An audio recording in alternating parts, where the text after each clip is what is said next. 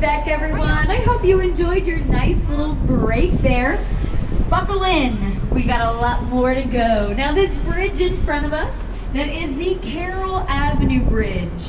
It was built in 1908, and at the time it was the longest and heaviest rail bridge in the world.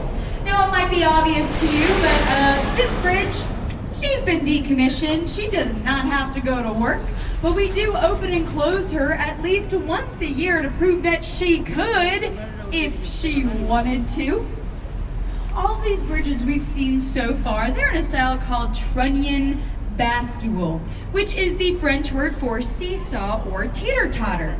They're using a weight counterweight technology to open them up and close them back down. Now, back in the day, we used to open and close these bridges all the time, but these days that would be really bad on modern day traffic, so we only open them twice a year. This was during the spring and the fall for the great migration of sailboats out to Lake Michigan for the summer, and then off of Lake Michigan for that cold, cold winter season. We are the second largest movable bridge city in the world with 34 bridges, second only to Amsterdam, which has 61. Now, we've made our way back into Wolf Point. This is where the three branches of the Chicago River converge, and they naturally form a Y shape. Since we were founded here, for a long time in our history, we have used Y as a symbol for Chicago.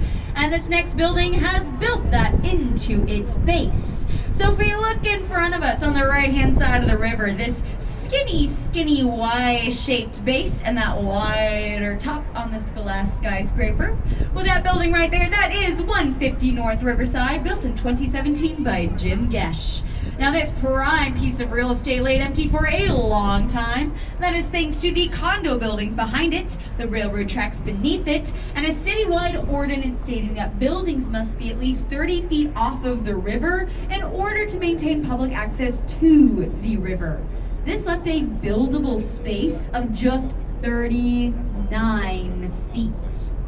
Jim very famously believes that the base of a building is more important than the roof anyways, so he thought that this sounded like a very good challenge. Skinny base, wider top. You see a problem with this? And in order to make this a structurally sound building, Jim used a technique called caissons, which are basically these huge metal steel beams reinforced in concrete, dug 120 feet into the ground, and then let's sink another 5 feet into the bedrock, creating a very sturdy steel core that the rest of the building can then be built off of.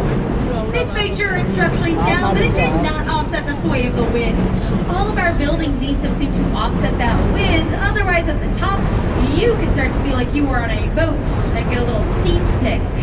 So what 150 North Riverside has, you cannot see it, but at the very top of the building, there is over 160,000 gallons of water.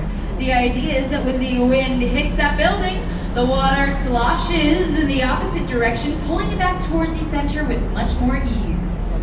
150 North Riverside and inertial slosh dampers.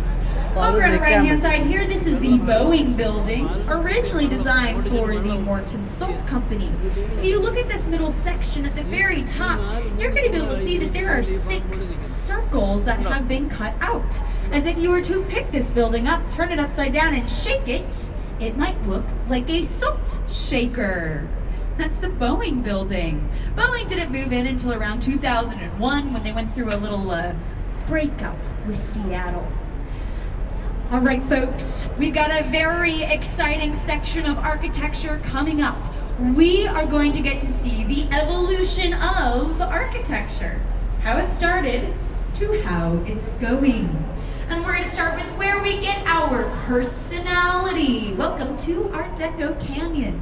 Over here on our right-hand side here, this is 2 Riverside Plaza, built in 1929. Now, in the 1920s in Art Deco, what's going on?